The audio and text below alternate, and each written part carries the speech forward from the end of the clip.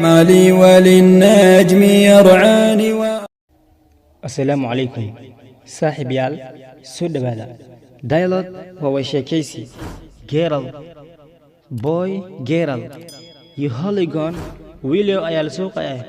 listen to me dhegeyso well si hagaag don't mistake me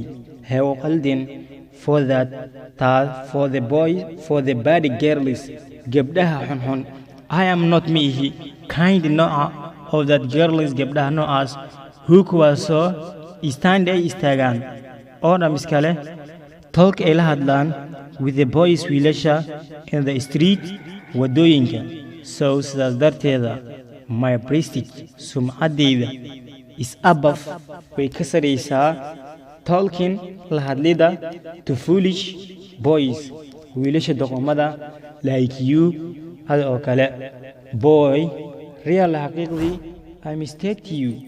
I mistake you waan kugu soo qaldoomay for an waxaan kuu maleeyay for an urban girl waxaan kuu maleynayaa gabar ilba but laakiin you are waxaa tahay rustic girl gabar reer baadiye ah an English proverb mahmaha English ayaa jiro says dhehayso it is iyada easy way fududahay to wear in la xirto an urban cloth dhar magaal in la xirto way fududahay but laakiin it is difficult way adag tahay how to be sida loogu noqdo a citizen ilbaxnimo what a damser girl you are Allah maxaa gabadho ilaa tahay girl you are spoken to me waxa ila hadlaysaa angrily si araysan an iyo you have just abused me an iyo you have just abused hadda waad i aysay but laakiin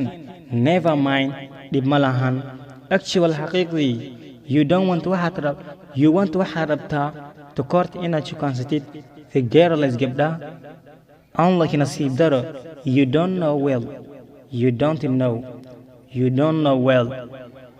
don't know mataqaanid well si wanaagsan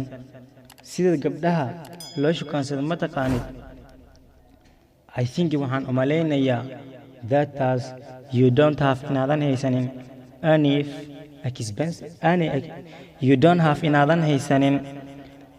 you don't have inaadan haysanin enough experience khibrad kugu filan inaadan haysanin for the education ee shukaansiga so sidaas darteeda get back kulaawo to your mother house guriga hooyadaada kulaawo otherwise haddii kale you will run waxaa ka carari doontaa here halkan without shoes kablacaantaada ayaa ka carari doontaa halkan fadla saaxiib yaal ashirkiina halkaas ayuu ku egyahay maanta fadlan haddaad ku cusub tahay janalka subscribe noo saar haddaad nala joogtayna waad ku mahadsantahay la joogitaankeeda saaxiib yaal waxaan idin leeyahay ilaan kulankiisaan